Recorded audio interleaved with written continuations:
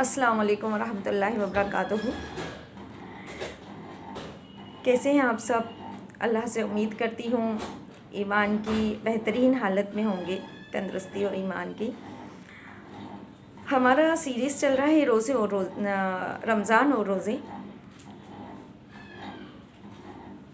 امید کرتی ہوں آپ کو فائدہ ہو رہا ہوگا۔ آج ہمارا 4th پارٹ ہے۔ رب اشرح لی صدری ویسر لی امری واحلل عقدۃ من لسانی یفقہوا قولی۔ بسم اللہ الرحمن الرحیم۔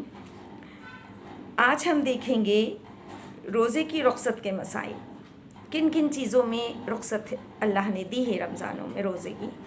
سفر میں روزے رکھنا اور چھوڑنا دونوں درست ہیں، کیونکہ پہلے کے سفر بہت مشکل ہوتے تھے، تو اس لیے آپ رکھ بھی سکتے ہیں اور چھوڑ بھی سکتے ہیں۔ اس کی ہم حدیث دیکھتے ہیں۔ حضرت عائشہ رضی اللہ سے روایت ہے کہ حمزہ بن عمر اسلامی رضی اللہ نے رسول اللہ صلی اللہ علیہ وسلم سے پوچھا، کیا میں سفر میں روزہ رکھوں؟ اور وہ بہت کثرت سے روزہ رکھنے والے تھے، تو رسول اللہ صلی اللہ علیہ وسلم نے فرمایا، اگر چاہو تو رکھو اور چاہو تو چھوڑ دو۔ مطلب اس کنڈیشن میں دونوں طریقے سے ہم چاہیں تو روزہ رکھ سکتے ہیں سفر میں، اور چاہیں تو چھوڑ بھی سکتے ہیں۔ اسے بخاری اور مسلم سے روایت کیا ہے۔ حیض اور نفاس والی عورتوں کو اس حالت میں روزہ نہیں رکھنا چاہیے۔ حیض یا نفاس ختم ہونے کے بعد روزے کی قضا ادا کرنی ہوگی۔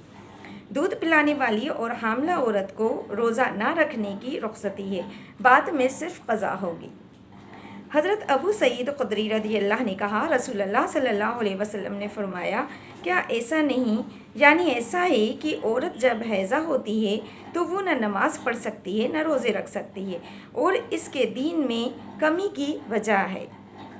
اسے بخاری سے روایت ہے۔ حضرت انس بن مالک القابی رضی اللہ سے روایت ہے کہ رسول اللہ صلی اللہ علیہ وسلم نے فرمایا، اللہ نے مسافر کو روزہ مؤخر کرنا اور نصف نماز کی رخصت دی ہے، جبکہ حاملہ اور دودھ پلانے والی عورتوں کو روزہ بعد میں رکھنے کی رخصتی دی ہے۔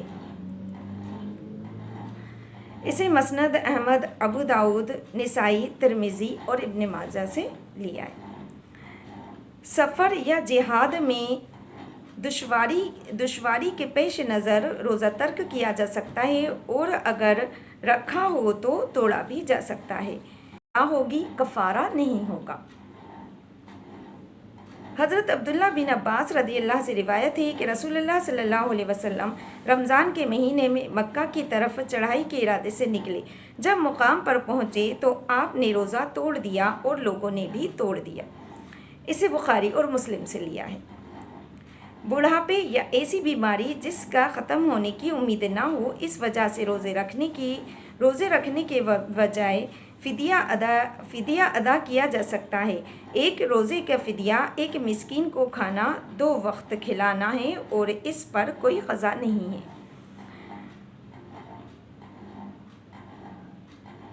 دارا خاتون حاکم، ایسا تمام عمر جن میں روزے کی رخصتی ہے، مثلاً بیماری، سفر، بڑھاپا، جہاد، عورتوں کے معاملے، حمل اور رضاعی، دودھ پلانے والی وغیرہ کے ہوتے ہوئے بھی کوئی شوق سے روزہ رکھ لے لیکن بعد میں روزہ نبھا نہ سکے تو اسے روزہ توڑ دینا چاہیے۔ اس صورت میں صرف قضا ہوگی، کوئی کفارہ نہیں ہوگا۔ حضرت جابر بن عبداللہ رضی اللہ فرماتے ہیں کہ رسول اللہ صلی اللہ علیہ وسلم نے دوران سفر لوگوں کا ہجوم دیکھا۔ لوگ ایک آدمی پر سایہ کیے ہوئے تھے۔ رسول اللہ صلی اللہ علیہ وسلم نے پوچھا، کیا بات ہے؟ لوگوں نے عرض کیا، روزہ دار ہے۔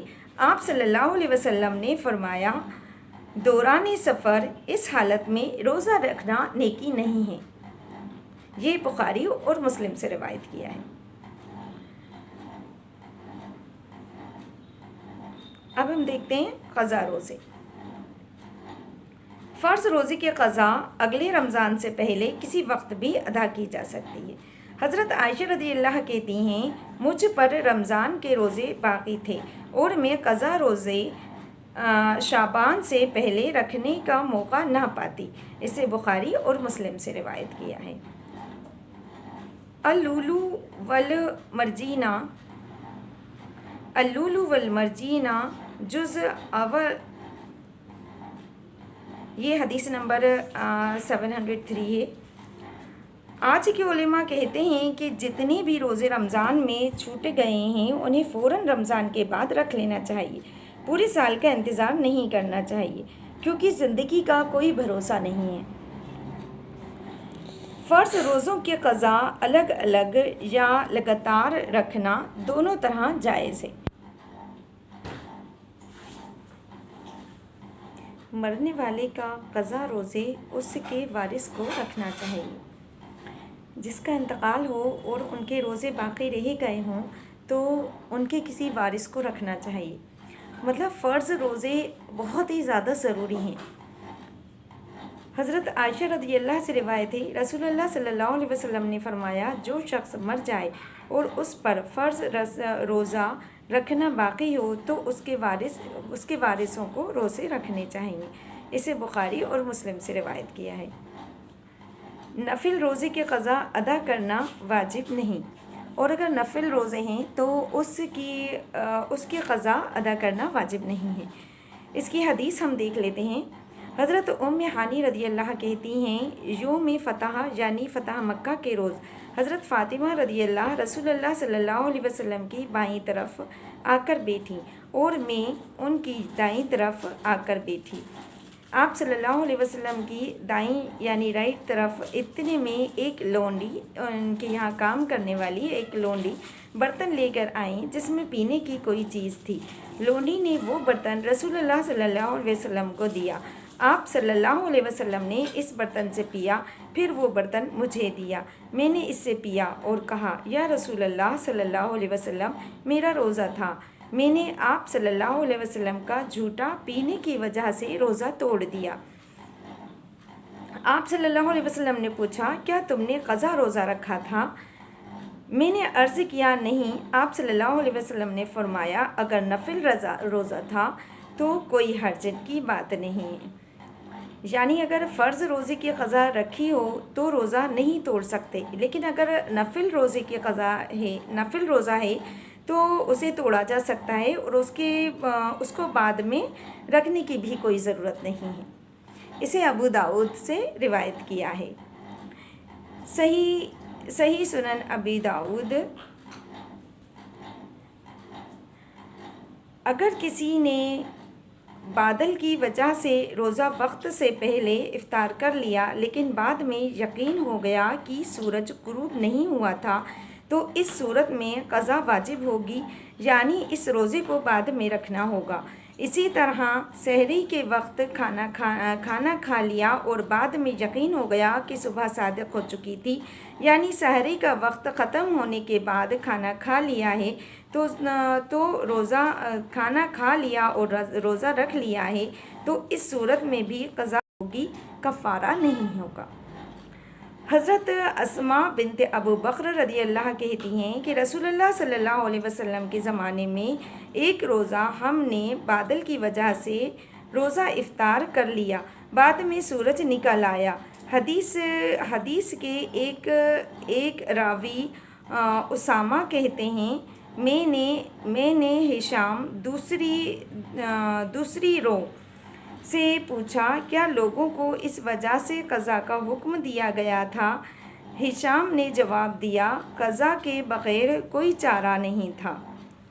इब्न माजा, यानी उनको क़ज़ा रोज़ा रखने का हुक्म दिया गया था क्योंकि उन्होंने अबर की वजह से रोज़ा खोल लिया था, बादल थे और फिर बाद में जब बादल हटे तो सूरज ग़ुरूब नहीं हुआ था तो रोज़े की क़ज़ा थी, उन्होंने दोबारा रखा। और इसी तरीक़े से सहरी के टाइम अगर वक्त निकल जाता है और फिर भी खाते रहते हैं और रोज़ा रख लेते हैं तो वो भी रोज़ा नहीं माना जाएगा, उसकी भी क़ज़ा होगी, दोबारा रखना होगा। ये सही सुनन इब्न माजा से लिया हुआ है। नफली रोज़े की फ़जीलत। اب نفلی روزے کی بھی بہت فضیلت ہے، اس کو ہم دیکھتے ہیں۔ حضرت ابو سعید رضی اللہ کہتے ہیں کہ میں نے رسول اللہ صلی اللہ علیہ وسلم کو فرماتے ہوئے سنا ہے، جس نے اللہ کی راہ میں ایک دن کا روزہ رکھا، اللہ تعالیٰ اسے 70 سال کی مسافت یعنی ڈسٹینس کے برابر جہنم کی آگ سے دور کرے گا۔ اسے بخاری اور مسلم سے روایت کیا ہے۔ ہر سال شوال کے 6 روزے رکھنے کا ثواب عمر بھر روزے رکھنے کے برابر ہے۔ شوال عید کے بعد جو 6 روزے ہیں ان کا پورے سال رکھنے کے برابر ہوتا ہے۔ حضرت ابو ایوب انصاری رضی اللہ سے روایت ہے کہ رسول اللہ صلی اللہ علیہ وسلم نے فرمایا، جو شخص رمضان کے روزے رکھ کر ہر سال شوال میں 6 روزے رکھے، اسے عمر بھر کے روزے کا ثواب ملتا ہے۔ اسے مسلم، ابی داؤد، ترمذی اور ابن ماجہ سے روایت کیا ہے۔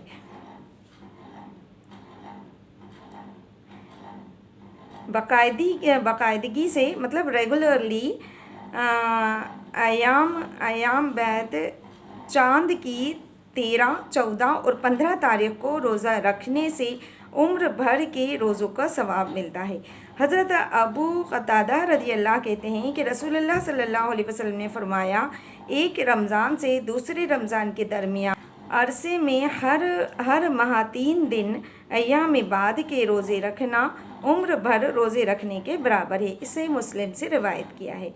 وہی 13، 14 اور 15 ہر مہینے کے 13، 14، 15 روزے رکھنے ہیں۔ اسے آپ صلی اللہ علیہ وسلم نے رکھا ہے، یہ سنت ہے۔ سفر میں نفلی روزہ رکھنا جائز ہے۔ حضرت حمزہ بن عمر اسلامی رضی اللہ سے روایت ہے کہ رسول اللہ صلی اللہ علیہ وسلم سے پوچھا، کیا میں سفر میں روزہ رکھوں؟ آپ صلی اللہ علیہ وسلم نے ارشاد فرمایا، اگر چاہو تو رکھو اور چاہو تو چھوڑ دو۔ یہ ہم اوپر پہلے بھی پڑھ چکے ہیں، اسے نسائی سے روایت کی ہے۔ منڈے اور ٹیوزڈے کا روزہ رکھنا رسول اللہ صلی اللہ علیہ وسلم کو پسند تھا۔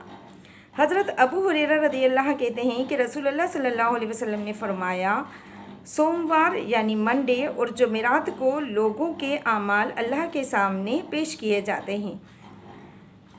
میں چاہتا ہوں کہ جب میرے اعمال اللہ کے سامنے پیش کیے جائیں تو میں روزے ہوں۔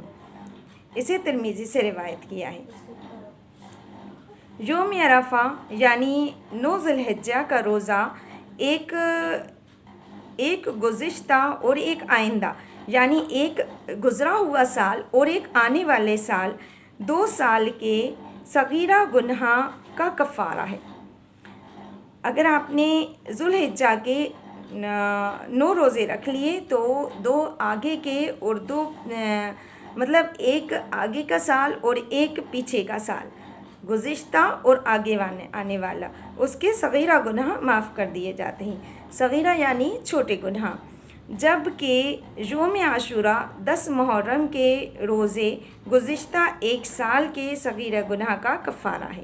حضرت ابو قتادہ رضی اللہ کہتے ہیں کہ رسول اللہ صلی اللہ علیہ وسلم نے فرمایا، میں اللہ تعالیٰ سے امید رکھتا ہوں کہ یوم عرفہ کے روز کے بدلے میں اللہ تعالیٰ ایک گزشتہ اور ایک آئندہ سال کے گناہ معاف فرمائے گی، اور یوم عاشوراء کے روزے کے بدلے میں گزشتہ ایک سال کے گناہ معاف فرمائیں گے۔ اسے مسلم سے روایت کیا ہے۔ انشاءاللہ یہ سیریز ہمارا چالو رہے گا، کیونکہ یہ کافی بڑا لیکچر ہے اور کافی حدیثیں ہیں اس میں، تو انشاءاللہ آگے ہم کنٹینیو کریں گے۔ ابھی اجازت چاہتی ہوں۔ السلام علیکم ورحمۃ اللہ وبرکاتہ۔